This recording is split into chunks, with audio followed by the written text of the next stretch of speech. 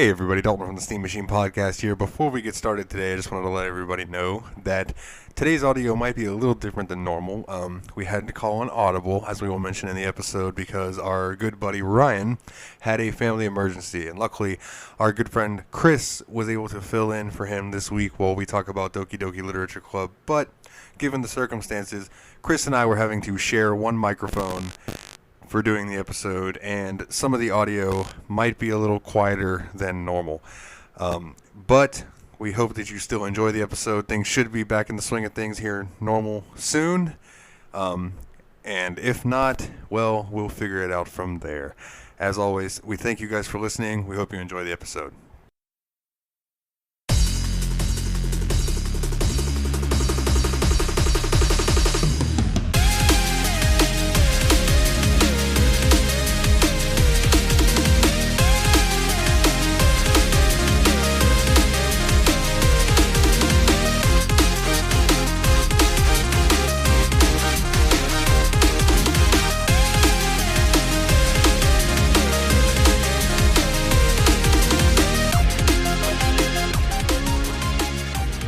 Hey everybody, welcome back to the Steam Machine Podcast. My name is Dalton, and joining me this week is not who it normally is. It is not our buddy Ryan as usual. Ryan had a bit of a family emergency this week, so to fill in for us is our good buddy Chris. Say hello to everyone. Hey everybody, how you doing tonight? So this week, in filling in for Ryan, me and Chris dove into Doki Doki Literature Club. But before we get to that, there is one thing that I would like to bring up that I know me and Ryan were both looking forward to that I wanted to bring, and that is that Serious Sam 4 was released. And I don't know how much you know about this game, but they're touting that there are moments that you can get, if your computer can handle it, up to 100,000 enemies on screen at one time. That's a lot. Yeah, it's an insane amount, dude. It's more than I can even comprehend. So, like, I'm thinking it's just going to be, like, almost like a bullet hell in a way. And also, full disclosure, it is, like, I don't know, going on 3 o'clock in the morning here. We've been up all night burning down and playing some games. We've been finishing up Doki Doki Literature Club. We were going to try to dive into 2 different games this week, but circumstances prevented that from happening. So let's go ahead and dive right into it. Now, going into Doki Doki Literature Club, you knew nothing about it, right? No. All right. So I'm going to assume that most of our listeners are the same way. So I will start off with what Wikipedia has to tell us about it. It is that Doki Doki Literature Club is a 2007 American freeware visual novel developed by Team Salvato for Microsoft Windows, Mac operating system, and Linux. The game was initially distributed through itch.io, but later became available on Steam. The story follows a male school student who joins a school literature club and interacts with its 4 female members. The game features a mostly linear storyline with some alternative scenes and endings depending on the choices the player makes. While the game appears at first glance to be a light-hearted dating simulator, it is in fact a metafictional psychological horror game that extensively breaks the fourth wall. Now, when you first jumped into this game, you were kind of looking at me like, what the fuck do you have me playing here? And I don't feel like that thought ever really went away for you. It just morphed into like more of a, why am I playing a dating sim, to what the fuck have you got me playing? Yeah, I really enjoy the horror aspect of things, movies and whatnot. First glance at it, no, it was not something that me myself I would probably just jump into, but giving it the chance, and the storyline kept me intrigued, and the twist, you don't see them coming. I mean, out of the blue, you don't see half the stuff that you don't expect, but it was good all in all. Yeah, so let's talk about the storyline a little bit. So when you start off, you get to name your character. It really doesn't matter what you choose, and you are talking about going to school, and every day you have to wait for your friend who apparently is the most annoying person in the world to you, even though it seems to be one of your good friends, Sayori. And, you guys have some banter back and forth, and you guys go to school together. She asks you if you've thought about looking into any clubs. Well, she says that she is the vice president of the literature club, and they are looking for new members. So if he could just stop by, that'd be great. So your character very begrudgingly is like, oh god, all right, I'll come by. Sayori's like, there's cupcakes. You're like, all right, I'll go for cupcakes. Absolutely. I'll go for cupcakes. So you meet the girls as you go. The club leader, whose name is Monika, and then the fellow members, Yuri and Natsuki. Yuri, tall, dark hair, kind of a brooding type. Seems like the type of girl who would sit in the corner and read her book and not really talk to anybody. Yep. Natsuki, kind of a younger girl. I think she's a couple grades below you guys, or maybe one grade below. But she has a thing for manga, but doesn't like to tell people because apparently that's like a shunned upon thing. I remember in school, for me personally, if you liked anime and stuff like that, you were lumped into this group of people. Yep. And it didn't matter if you watched it while smoking a bowl or if you watched it and then went to school dressed as Naruto and ran like Naruto and talked like Naruto. You were all lumped into the same group together. And I say that because there was a kid that went to our school. Absolutely. And Chris and I went to the same school together. And there was a kid who dressed like Naruto, ran like Naruto. Yeah, anyway. He was never late. Never. Believe it. So, I done lost my goddamn train of thought. So you're meeting the character. She's into manga, and you tell her you bring up to Sayori that you like manga as well. Or I'm sorry, not Sayori. You bring it up to Yuri, and Natsuki's ears perk up a little bit. But she's pretty much a bitch to you at first. Like she's very like, oh my god, you brought a boy, way to kill the vibe. You know what I'm saying? And so at this point, how are you feeling when you meet the girls? Like, what were your first thoughts of them? Well, when you meet the first one, I believe it's initially put out that it's basically like it's been a growing up lifetime friend. Somebody that you always basically, I believe you walked to school with. Yeah, in the Sayori. morning times and stuff like that. And she was already a part of the literature club, if I'm not mistaken. Yes, she's the vice president. And, so you go to it and, yeah, you kind of get yourself into something quickly. And you join in quickly and everything. Meeting the girls and the characters could definitely relate to them at different standards and different ways. But just not knowing which one to really talk to and to try to fill out first. That was the most confusing aspect of trying to read them. Okay, I can understand that. When I first dove into this game, I was immediately drawn to Yuri. She is the type of girl that I tend to like. Pale skin, dark hair, tall, long legs. You know, it is what it is. And then there's Monika, who's your character even says Monika's like the popular one. She's pretty, she's athletic, and way out of your league. Mm-hmm. So she's not even one of your choices. Natsuki, like I said, she's kind of bitchy at first, but she seems like she's just got like a hard shell. And then your buddy Sayori is freaking adorable, but your character, like I said, pretty much seems to not like her. Thinks she's very annoying. You continue to go to class. You guys are assigned poems. Monika asks you all to write a poem when you go home. And that leads to one of the little mini games. In fact, probably the only little mini game in this game. And it is the poem writing. And they give you a list of words. And there are 3 little chibi versions of the girls right there on the side of the screen. And when you choose a word, one of them will jump for joy. So basically you're trying to figure out, okay, these types of words make Natsuki happy. These types of words make Yuri happy. And as you play the game, it becomes easier for you to choose those words and make the person happy. I know I watched you play through this whole game. So we'll talk about your playthrough, and then I'll bring up some of mine. I know that your first poem really impressed Sayori. And that's interesting because my first poem went for Yuri.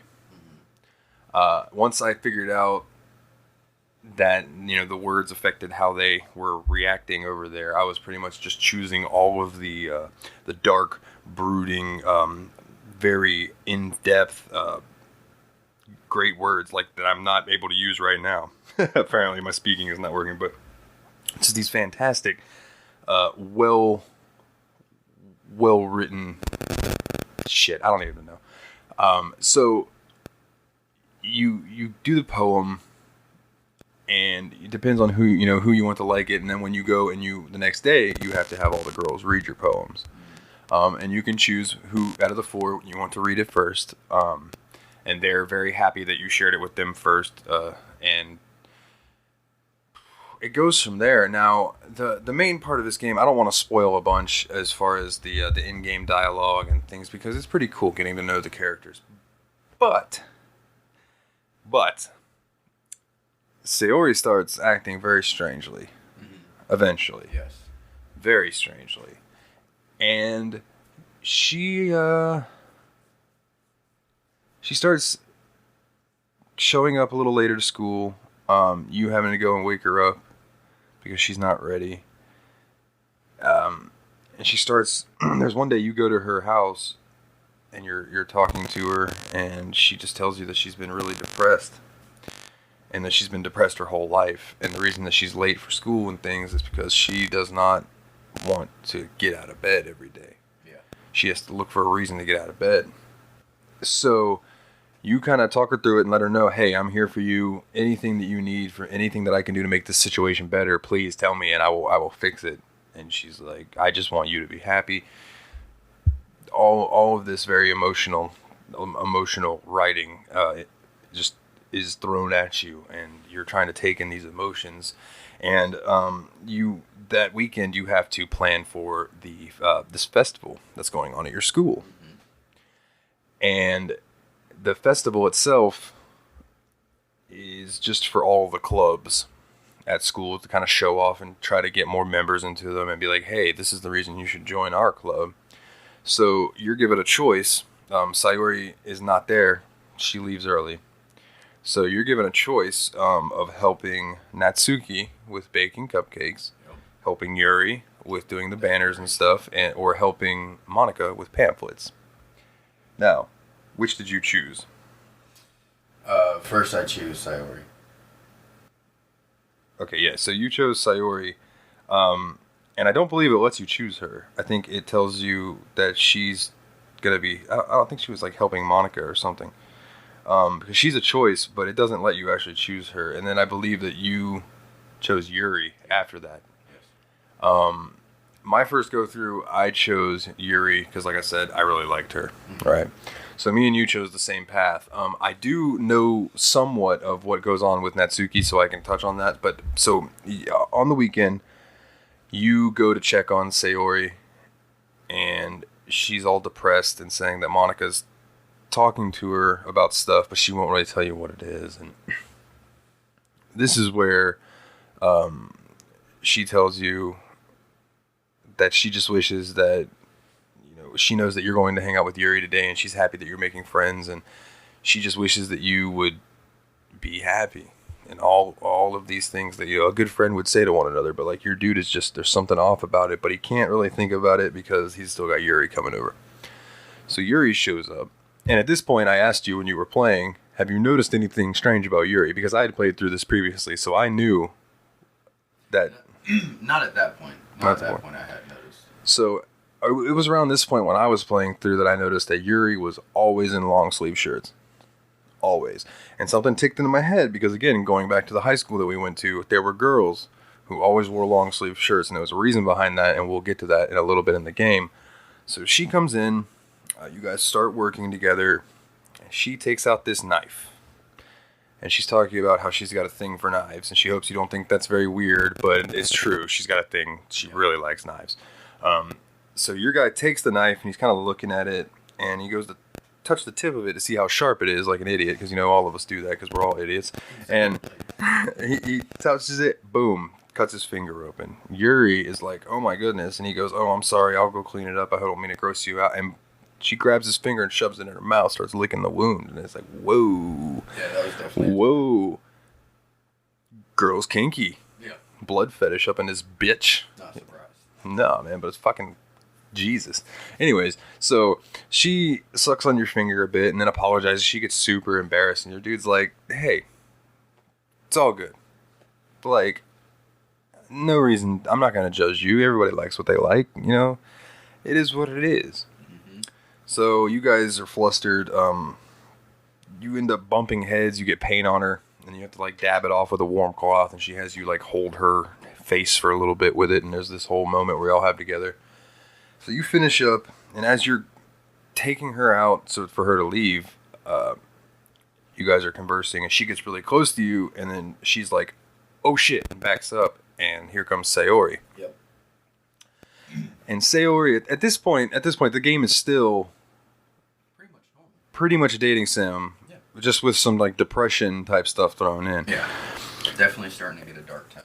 And Sayori comes up and says hi to both of us, and Yuri's like, "I'm sorry, but I was just leaving," and she fucking hauls ass, like she's embarrassed, like she's, we all just got caught about a kiss, so she just hauls ass. So Sayori's like, "I knew that coming over here would just depress me, and that's why I did it. I knew this is the punishment, but I needed to see it for myself." And I have personally been in those types of situations where it's like, no, I need to just see this so it can break my fucking heart into a million pieces, and then I can just go ahead and deal with it. It's like and a preemptive closure. Get it out. Yeah, you know it's just like coming, so rip the band-aid. just fucking, yeah, exactly. So you sit there and try to talk to her, and she tells you, like, "You look so happy, so why does it feel like my heart is being ripped in two?" And she's like, "What the fuck is going on? Why do I feel this way?" So she expresses that she loves you, basically, and you have a choice. This is one of the only choices you're given in the game that actually matter. Well, actually, I don't know if it matters or not, but to me, it felt like it mattered. It's, you can tell her you love her, or you can tell her that she'll be there for her. that she is the best friend you'll ever have, basically. Yep. And you went with the best friend option. Yes. And the dialogue reflected it as you turned her down. Like, you shot her down. And she turns around and drops to her knees and, like, screams. Like she's starting her breakdown. Yeah, and then she looks at you and smiles and runs off. Now, when I played through, I told her I loved her because I'm the type of person that if somebody is that upset, I will tell them what they want to hear to make them feel better, and then later on we'll handle that. Up to a certain extent. Okay. Up to a certain extent. I'm not going to do something life-changing in that kind of situation, but if somebody's like, "Oh, I'm so stupid," it's like, "No, you're not." And later on it's going to be like, "All right, well, listen, we need to talk about these stupid decisions you've been making lately." But maybe word it differently. You know what I mean? Approach it differently. Mm-hmm. I approached it with the aspect of, this is somebody in the character-wise that you'd grown up with, you had known. And you go back to those decisions. If things didn't work out, then not only did you screw up a relationship, you lost a friend. It always just makes things different. So I took that into consideration as far as the characters and the backstory went. Yeah, I can get that totally. You have some people that are good enough friends that you think, well, if we did try something and it didn't work out, then yeah, it could fuck up everything. I've had that happen personally, recently. So it is just like, it happens, and you want to try to avoid that. So I can totally understand why you chose the way you did. I remember when I chose that I love you, she was like, "That's what I've always wanted to hear, so why does it feel like I'm being stabbed in the chest?" When you said you just wanted to be friends, she said, "Oh, so this is what being stabbed in the chest feels like." So there's a little bit of variance in dialogue, depending on your choice. But in the end, it's the same outcome. You go to school the next day, and Monika is putting out these pamphlets for the festival, and she's like, "Sayori's not here." You say, I figured Yuri would have been here already, and she's like, "No, it's just me. Why didn't you bring Sayori with you? Don't you guys walk to school?" I mean, today would have been the perfect day to walk with her after what you said to her yesterday. Yeah. And your guy's like, "What the fuck did you just say? How do you know about that?" And your dude's like, "There's no way Sayori told her all about that, did she?" She's like, "You should probably go check on her.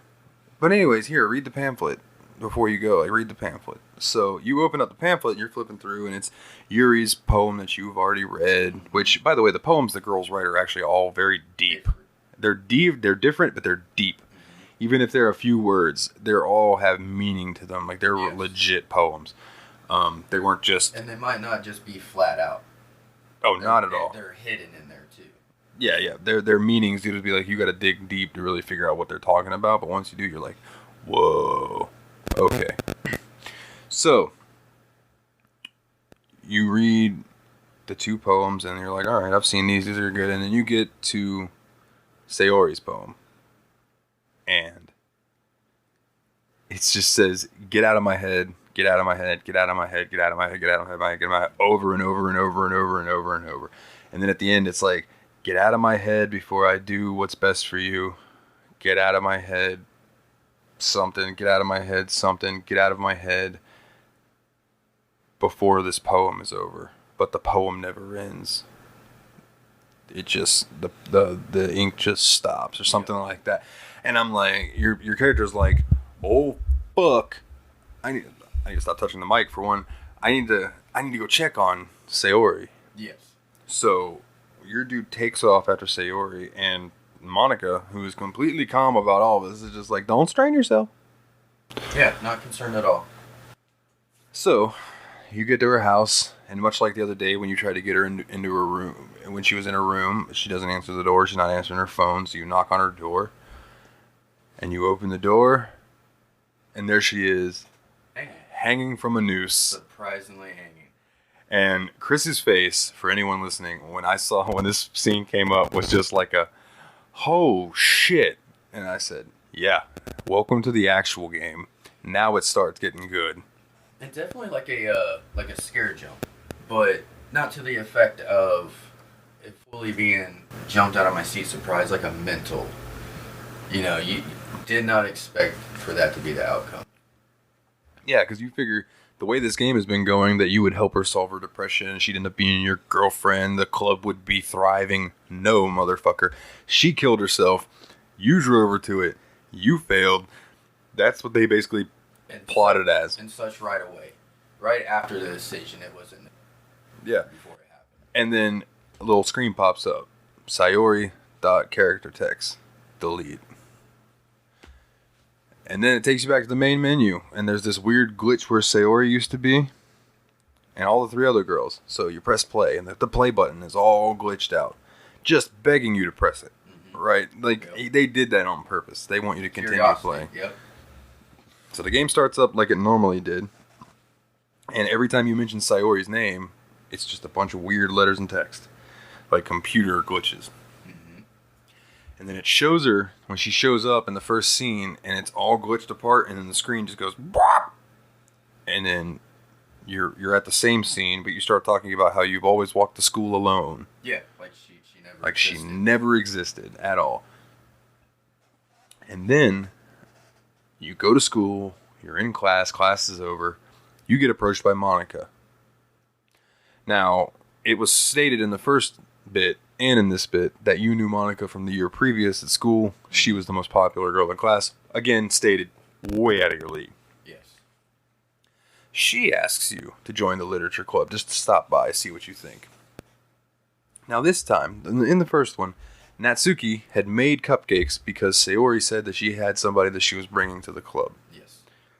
This time, Monika gets you at school and asks you to stop by after school. So when you stop by, Natsuki is like, way to ruin the vibe. You brought a dude, but I wish you would have told me that somebody new was coming. I would have, well, made cupcakes. Yeah, she doesn't say that, but that's what they're hinting at. Is yes. So you're like, already there's little things that are changing other than, your best friend's existence being wiped out of the fucking game. So you start to talk to Yuri and Natsuki and Monika, and you're doing the poems, and the game is going exactly the way it did the first time, except every once in a while there's these little weird glitches. Like their eyes will look weird for a second, and then it'll stop. Yep. And Natsuki and Yuri are being way more aggressive towards one another, especially Yuri towards Natsuki. Mm-hmm.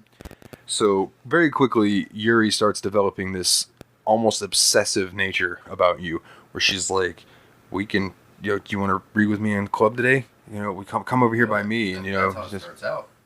And you guys are reading the book together, and she just becomes crazier and crazier as it progresses, and there are these parts that she starts talking, and then it's like this bolder text will pop up and just be like, forget forget what I just said. It's the most inverted text, as far as color wise. Yeah, absolutely. Yeah, it's a good way to put it. And it builds and builds to the point that Yuri tells basically Monika and Natsuki to go fuck themselves, that she has you all to herself, and then it glitches out and things speed up really quickly. And you're back in the classroom and you're repeating the same day over again. Now, before it's sped up, she tells you she's going to make tea before you guys sit down to read. Yes. Yeah, and she goes to get water, and about 10 minutes later, you go to look for her, you find her, she's got cuts all over her arm. Like, you hear this, like, those kinds of noises, and you, like, these weird moaning, and you walk around the corner to see her with her sleeve up, and her arm is covered in cuts. And then the screen glitches out, speeds forward a bunch, then rewinds, and then you start the day over. No acknowledgement. No, none. And it goes the exact same, other than I think there's some dialogue between Yuri and Natsuki changes a little bit, but... And she says, I need to go for water. And then you go out there, and you're like, she's like, this feels like deja vu. Have we been here before? And... You know, she's still got the cuts all up and down her arm, and the text speeds by her really quickly. Yes. To the point that I looked at Chris, and I was like, why did you tap that fast? He's like, I didn't. Nope. And it just asks yes or no, with no context as to what the answer is. And I think you clicked no. I clicked no. Yeah, you clicked no. I don't remember what I clicked at this point, but she gets this look on her face, and she starts maniacally laughing to herself, and she looks up at you, takes the knife, and before that is when you're talking to her in the hallway. In the hallway, she's talking about she wants to be with you forever, and she can just stay there, and you guys can live together and eat together and sleep together, and all. And as she's saying all of this stuff, the screen becomes fuzzy like an old VHS tape, and fading in slowly is a picture of Monika. Oh yeah, right over her character. Right over Yuri, until at the end it starts sending you computer glitches and Monika is just right there on the screen. Yes. And at this point, you were like, "What the fuck?" And it's been hinted at that Monika's a weirdo throughout this whole thing too. Yeah, definitely. About those times, the music was a key awareness. When the music would cut out, I would know something just wasn't right. Something was about to go down, and the next thing you know, wham, bam! Didn't expect that to happen. Yeah, for sure. There were times that the music would, what's the word? It would the key. It would go off key, like it would be playing the song that you would be hearing the entire time, and then it would just start hitting keys that were just slightly out of place. Like if you were playing piano, you hit the key next to the key you meant to hit, and it would do that, but then it would go back to playing the song normally, and it was very, very strange, right? Enough to get your attention, eerie. Yeah, for sure. And you knew something was coming when the music completely cut out, like you said. So you're standing out there. She asks you this question. You don't know what she's asking you. You're just giving the yes or no. Chris clicks no. She starts laughing maniacally to herself, and she looks at you, and she pulls a knife out. She stabs herself in the stomach. She pulls it out, stabs herself in the stomach, pulls it out, Once again. shoves it in her chest. And then you are left to look at her body, laying there on the ground in the classroom, and a bunch of just jumbled text comes up on the screen. Now, this is the point where I showed you an interesting fact, that during this part, if you click history, at any other point during the game, you can click history and see the conversations that you've been having. And that way you can be like, oh God, what were they talking about? And you can click it and you can go and look. Now, while she's dead and all this text is scrolling by, if you click history, what it says in history is the exact same thing as the description of the game on Steam itself. Now, I would like to read that to all of you. Let me get it pulled up here. So when you click the history, this is what it says. Welcome to our literature club. It's always been a dream of mine to make something special out of the things that I love. And now that you're a club member, you can help me make that dream come true in this cute game. It's Monika here. Every day is full of chit, chat, and fun activities with all of my adorable and unique club members. Sayori, the youthful bundle of sunshine who values happiness the most. Natsuki, the deceivingly cute girl who packs an assertive punch. Yuri, the timid and mysterious one who finds comfort in the world of books. And of course, Monika, the leader of the club. That's me. I'm super excited to make friends with everyone and help the literature club become a more intimate place for all of my members, but I can already tell that you're a sweetheart. Will you promise to spend the most time with me? Now, that last part. You were not able to spend time with Monika other than once or twice in this game. No.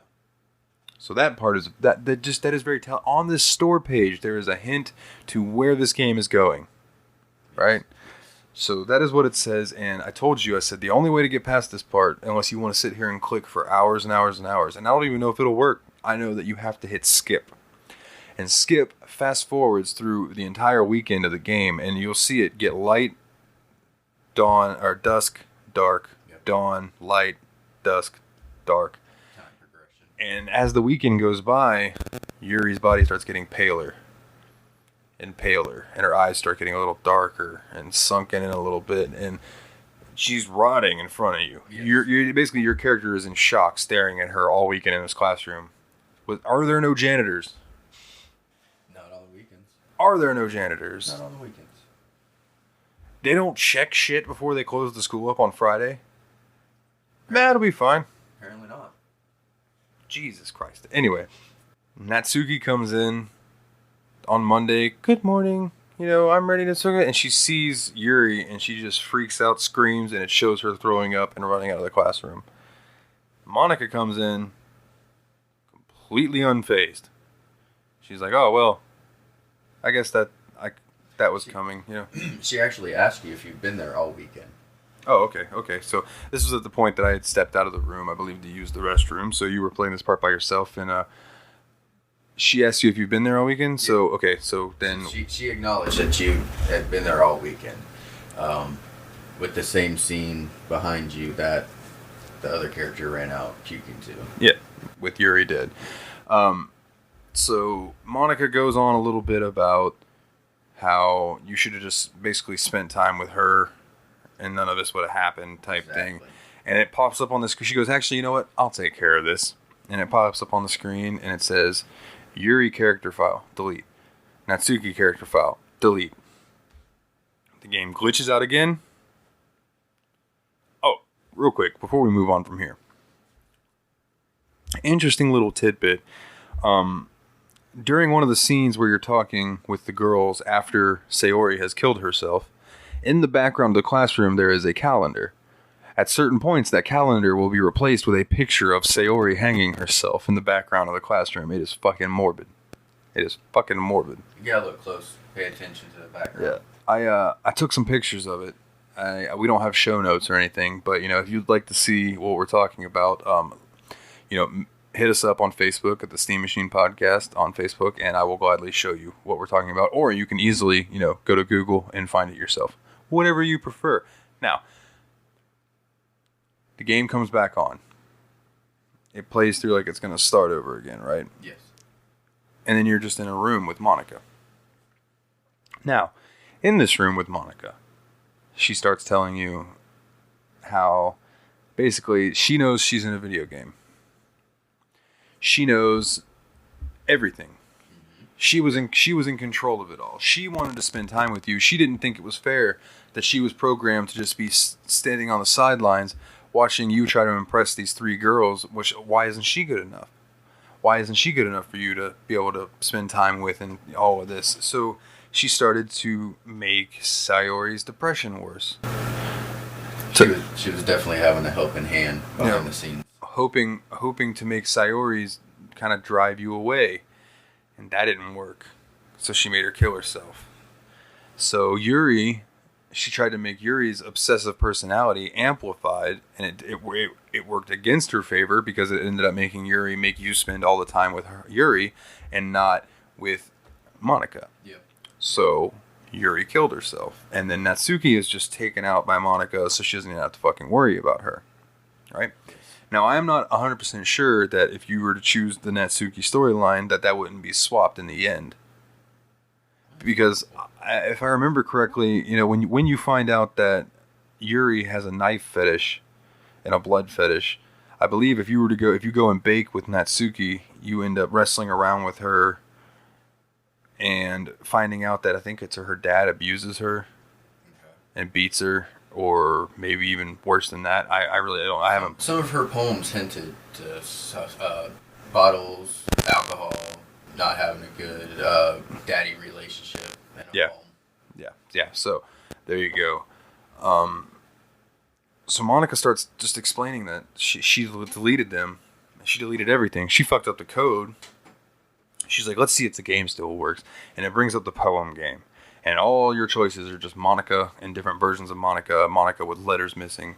Not just that. The whole screen is distorted. True. The music. All the little chibis are gone except Monika's. It is fucking wild. And she starts telling you. She says, we named our character John Cena for this playthrough just to make it a little more lighthearted.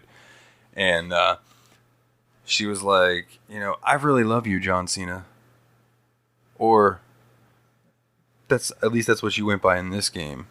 I know your real name is Dalton, and we were playing on my PC, so it didn't say Chris. When I first played this, bro, I don't think it hit you quite as hard as it hit me because it said my name. Yeah. But I was playing this game by myself. At the point that I had gotten to this part in the game, it was about 4:30 in the morning. I was rightly baked, rightly amped up on some caffeine, and just playing this game. I needed to see the end of it, and when this thing was like, but that's not your real name, is it, Dalton? I was like, I've been hacked. What the fuck? Yep. And then she starts saying that it was easy. I just had to delete their character files. The game has a character folder, and their files were in it, and all I had to do was go in it and delete it. It was so easy. But you're playing on Steam, so it made it a little harder. I had to go to browse local files and find it that way through the Steam overlay. And I was like, oh my god, what the fuck is going on right now? So Monika just sits there and starts talking about how you guys are going to be together forever, and that anytime that you log in, she'll be here waiting for you, just sitting here, and she'll always have something new to say. And then it goes quiet, and she's just looking at you. But then she said something that I didn't see on my playthrough. She came up and started talking about she hopes that you dealing with Sayori has opened your eyes to depression, because some of your friends that are trying to make you smile and happy can be the most depressed people that there are. They just don't want to show you. They don't want to be a bother. So if you've learned anything from this game to, your friends that seem like they might be depressed, just tell them like, hey, I can't wait to see you tomorrow. Like, hey, how you doing? I miss you, like that kind of thing. Like, make sure that you let them know that you care and that they have somebody who loves you. And like, being somebody who suffers from depression hardcore, like, I totally understand that. And it was a cool thing to see. It made me feel bad that I was telling you, yeah, you have to delete Monika. So in order to beat this game the way that I did, I did not get the good ending, and neither did you, because I didn't realize that there was a good ending. We'll get to that. But the ending that we got is you delete Monika. She is like, what? Did you fucking delete me? Are you serious? You go back to the house with her, and her character's all scrambled. And she's scrambled up. You guys are in, when you're sitting there and she's looking at you, you're like in this classroom, and outside of the window is just space. There's nothing. There's nothing but you and her. And she's all scrambled, and she's like, I can't believe you did this to me. The game's over now. Fuck you. I hate you. And then the screen goes black. And you wait. And you wait. And you wait. And then a little square pops up with a bunch of dots, and it says, I still love you. I can't hate you. I did all of this because I wanted to be with you, and I realized I was being selfish. Mm-hmm. That it's about your happiness, not mine. I'm going to restore the game and let you play the way that it was meant to be played. I'm sorry, basically. And game restarts. One more time. Now at this point, you might have to fill me in on a couple things that I'm going to be blank about, because I had to leave the room again while you were doing the end of the game. Game starts up again, and Sayori is the head of the club. Yes. Correct?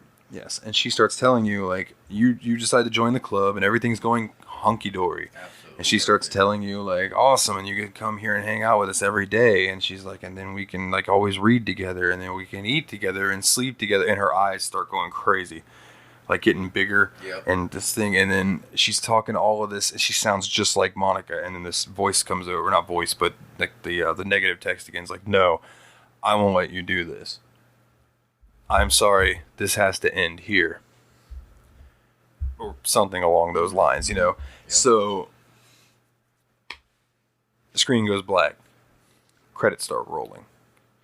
As a picture goes up the credits, when it gets towards the top of the credits, it says, file deleted. Goes up, another picture goes up. File deleted. And Monika is explaining the whole time, you know, and she's like, she's sorry again that, you know, at the end of the credits, you get one last poem to read. And you read it, and it's not even a poem, it's just a note from Monika that said, I've decided to shut down the literature club. No happiness can be found here. Yes, that's what I got. And that's the end of the game. And it is, I don't know if I was able to sit here and give it justice, but like, what an amazing fucking game. For it being free, yeah, it's free on Steam if you guys want to play it, or I believe you can actually Google Doki Doki Literature Club and go to the website and download it. You can't go wrong. You don't spend any money. It's about 4 or 5 hours. It's 5.5 hours I have on record, and I've played through it twice.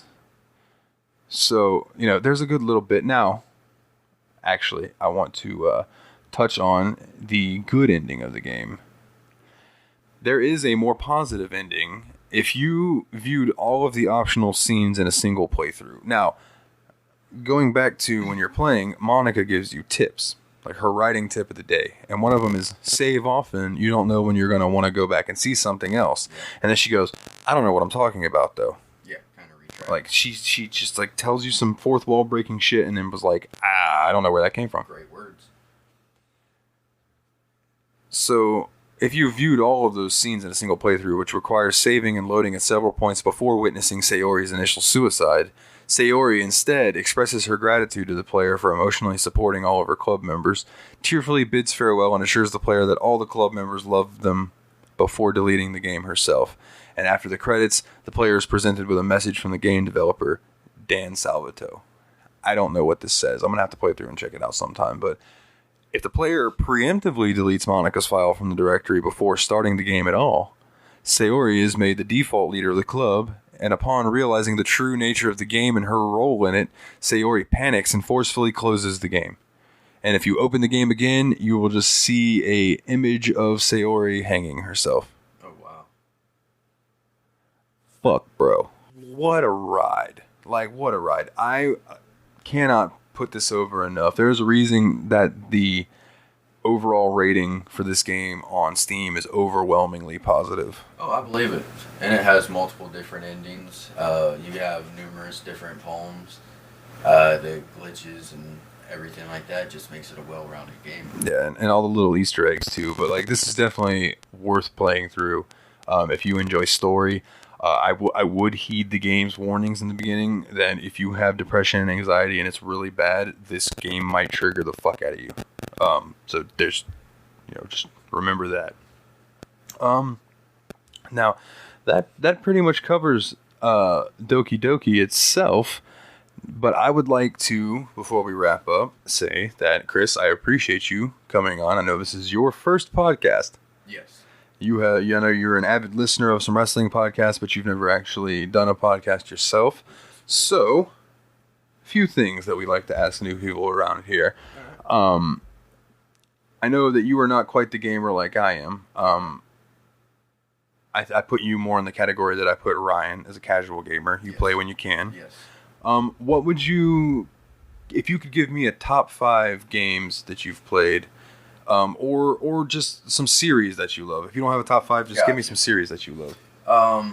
Well, like you said, wrestling, so I definitely start off with the 2Ks, and back when they were with THQ and stuff like that, Here Comes the Pain. Oh, back when they were good. Yes. Gotcha. Yes. Gotcha. Storylines.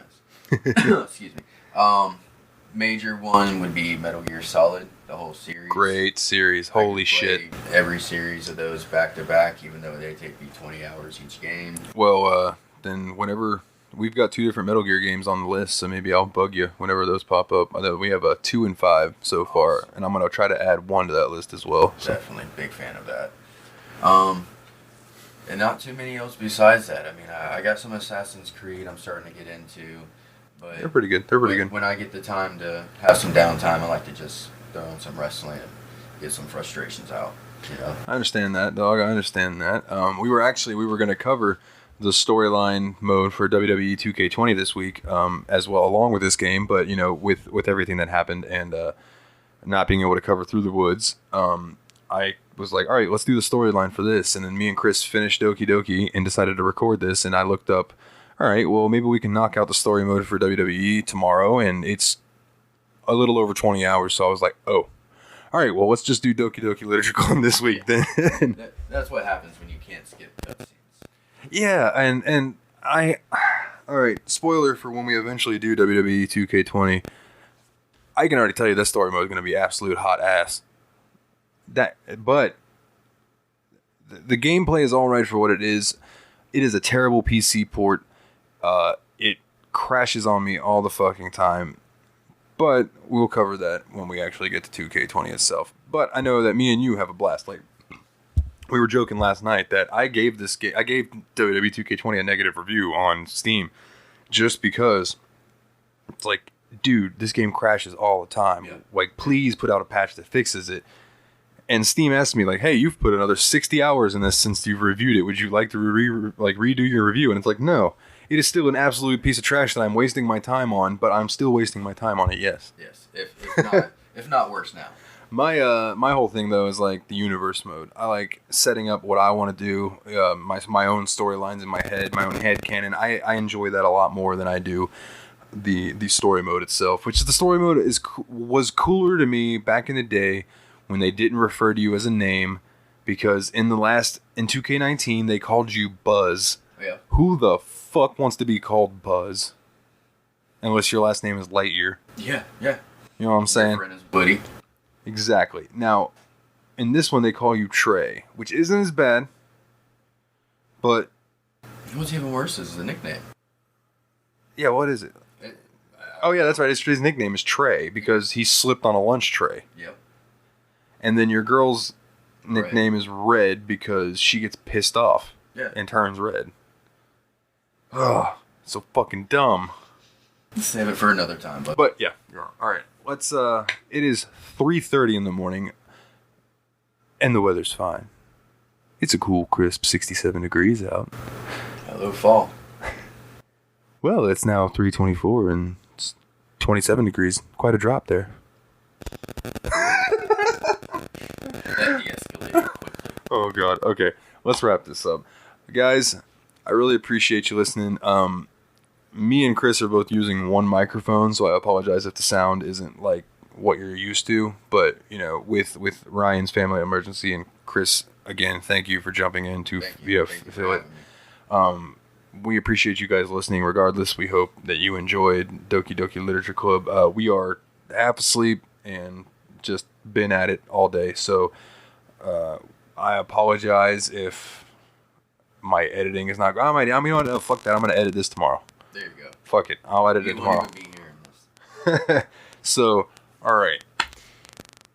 If you would like to find us on social media, you can go to facebook.com/The Steam Machine Podcast, or you can go find us on Twitter at Steam_podcast. If you would like to tell Chris how good of a job he did on his first podcast, you can find him on Facebook at Chris Mick. I'm sure you'll find him in the comments on Steam Machine Podcast at some point, and if you see him, tell him how good he did, or tell him he sucked a big bag of dicks. Whatever, but I would much prefer you tell him to suck a big bag of dicks. Oh, yeah. Edit, take 3. No, I'm just kidding. He did a good job. Everybody let him know he did a good job. And he filled in for Ryan when it was a very, not serious, but serious, if that makes sense, situation. So, unforeseen circumstances. Yes. And we still have the giveaway at the end of the month. The post is up on Facebook. I will pin it to the channel when I think about it. Go on there, find the post. We asked you, do you have a favorite horror game memory or just a favorite Halloween memory in general? If you leave that, you will be entered in the contest to win the Steam key for the game Lust for Darkness.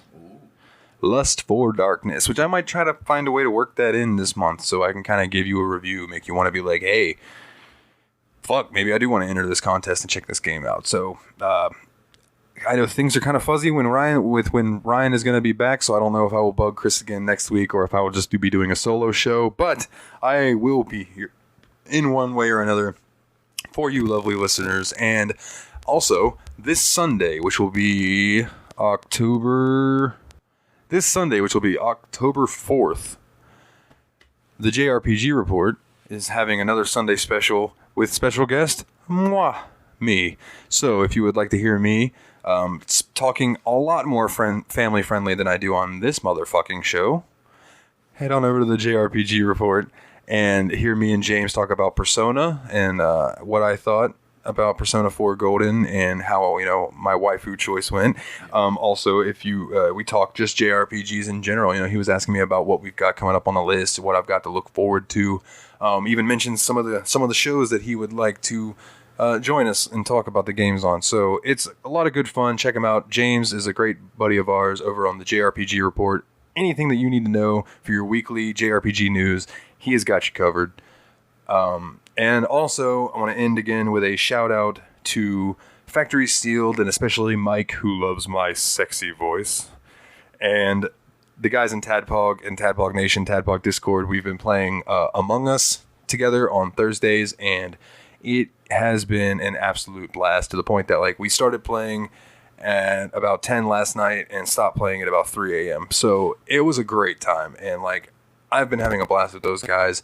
I don't know what I would do without the gaming communities that I have been becoming a part of lately. And, well, I say lately, it's been the past few years, and just all of the friends that I have met through the podcast, through gaming, through all of that. I love all of you. And that's what, if anything, I took away from anything from Doki Doki Literature Club, it's that depression is a bitch and that I don't want to try to, let it affect me more than I have. So, I appreciate you all. I'm going to keep doing this show because I really enjoy it. And I'm rambling because I'm baked like a cake. So, Chris, is there anything that you would like to say to wrap us up here, man?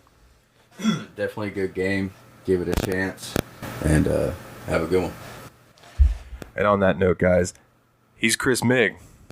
I'm Dalton. And as always, take it easy.